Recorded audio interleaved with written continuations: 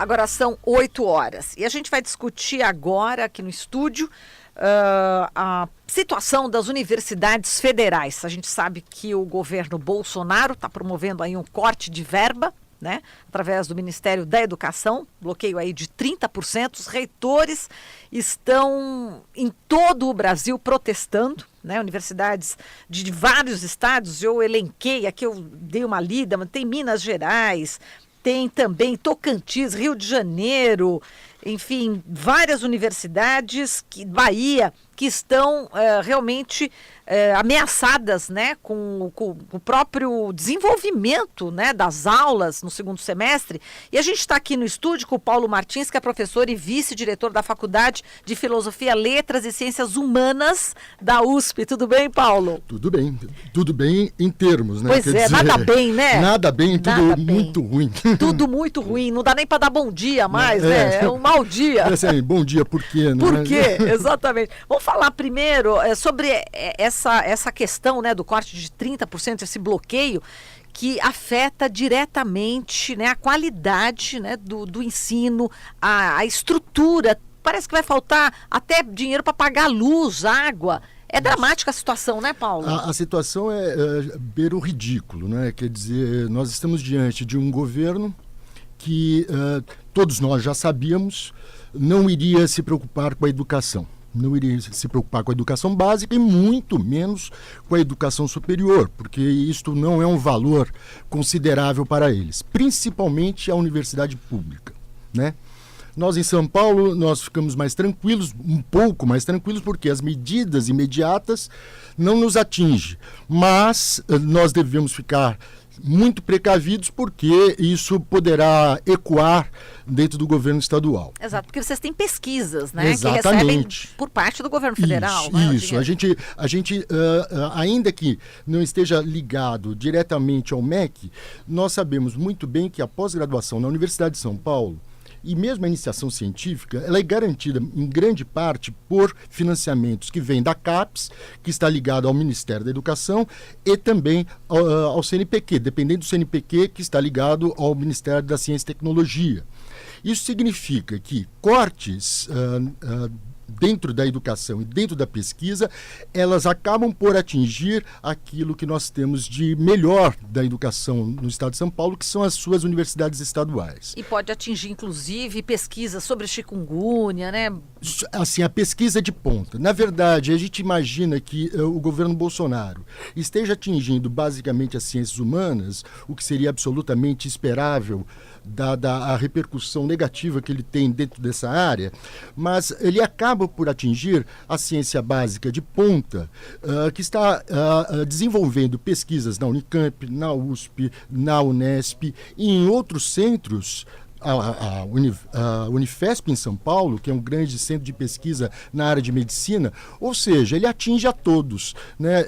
Ele imagina estar atingindo um núcleo mínimo, que seria das pessoas que reagem abertamente contra o seu governo, e acaba por atingir a todos indistintamente, ou seja, é matar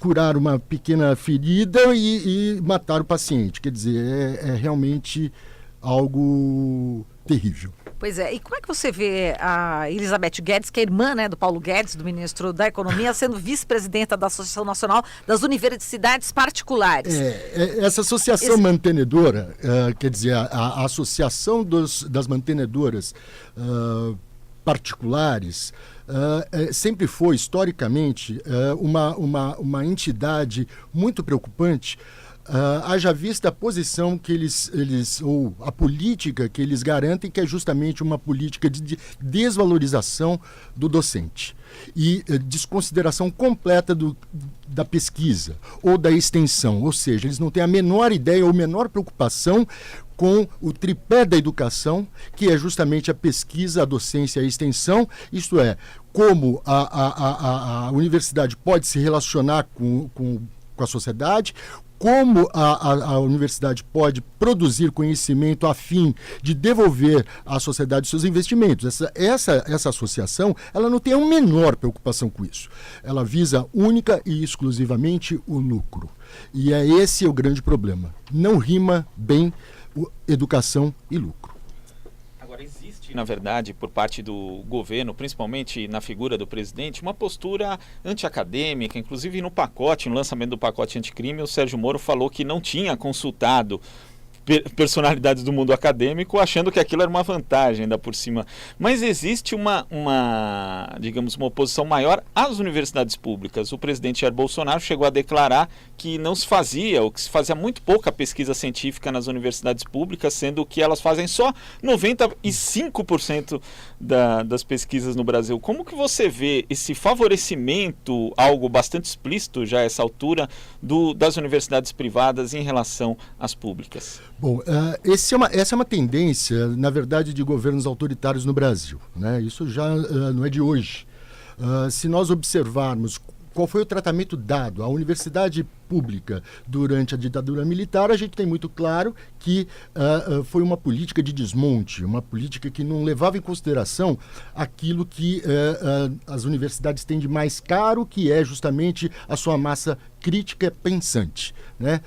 Jair Bolsonaro e a sua equipe, na verdade, reproduzem um velho modelo, um modelo de desmonte, a fim de favorecer as universidades particulares. E aí a gente consegue entender muito bem a conexão que se estabelece, uma conexão assim muito esquisita, né, na figura da irmã do ministro da Economia em relação às entidades mantenedoras das universidades públicas e as ações governamentais que agora sim me parecem absolutamente explicitadas, dado que vai inviabilizar esse corte de verbas, o funcionamento da universidade. Quer dizer, estamos diante de um colapso anunciado com muita calma e precisão pelo governo federal, e é momento de reflexão séria dentro da universidade a respeito do seu papel social, da sua inserção ou da sua relação com a sociedade, e a gente tem que fazer tudo para mostrar para a sociedade o quão equivocadas são essas medidas. Agora, é preocupante também o fato da Elizabeth Guedes, né, ser do Conselho de Participação do Fundo Garantidor do FIES. Me parece Total, que essa é outra relação espúria, né? Ou seja, você colocar o lobo para tomar conta das ovelhas, né? Na verdade, você entrega na mão das mantenedoras um projeto que é um projeto importante criado por governos anteriores, que visavam justamente a inclusão de uma massa importante da população às universidades, né? Tanto o FIES quanto o ProUni são duas instituições que deveriam estar garantidas por esse governo, mas que obviamente não estão, já que irão entregar todo esse volume de recursos que são geridos por essas duas instituições nas mãos das mantenedoras, ou seja, você vai entregar o dinheiro público aos empresários do ensino. Isso me parece algo perigoso. Agora, você falou que, na verdade, esse corte também atinge, né, no caso da pesquisa, as universidades públicas de São Paulo, as estaduais. Mas a gente tem também um outro cerco aqui às universidades paulistas, feito ali na Assembleia Legislativa de São Paulo, onde foi instalada uma CPI para investigar custos e um certo aparelhamento de esquerda. A gente põe muitas aspas aí no aparelhamento de esquerda. Como que você vê também esse ambiente aqui entre os deputados de São Paulo? Bom, entre os deputados eu não posso dizer muito, mas dentro da Universidade de São Paulo e dentro das outras duas universidades públicas estaduais de São Paulo, eu tenho certeza que essa CPI ela é uma CPI absolutamente descabida, no sentido de que as últimas gestões, ou pelo menos a última gestão da USP, por exemplo, ela vem se esforçando tremendamente em tentar colocar ordem na casa do ponto de vista financeiro. Além disso, também vem fazendo uma gestão que há muito tempo a gente já não via dentro da universidade, que é uma gestão que estabelece um diálogo franco entre as três categorias. Enfim, na verdade, o que me parece que é o cerne da CPI é justamente uma perseguição estapafúrdia de uma suposta doutrinação de esquerda, né? Não que isso seja um demérito a priori, mas na boca de pessoas como essas, isso passa a ser um defeito, né? Eu quero dizer que seguramente dentro das universidades públicas paulistas a esquerda não é maioria. Não é. Ainda que o Jair Bolsonaro e a sua equipe imagine que exista essa doutrinação, a doutrinação é justamente o inverso.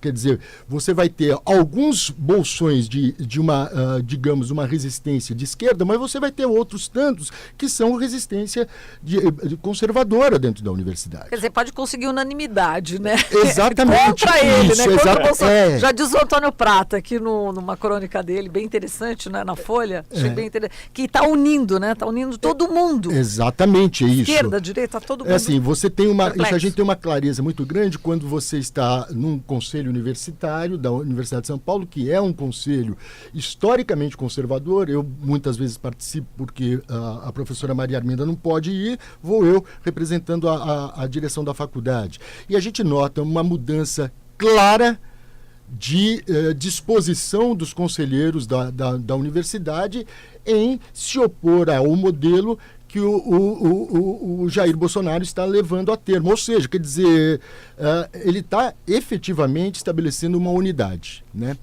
Mas o que me preocupa mais um pouco é o seguinte: eu ainda acho que a reação das universidades ainda é muito tímida.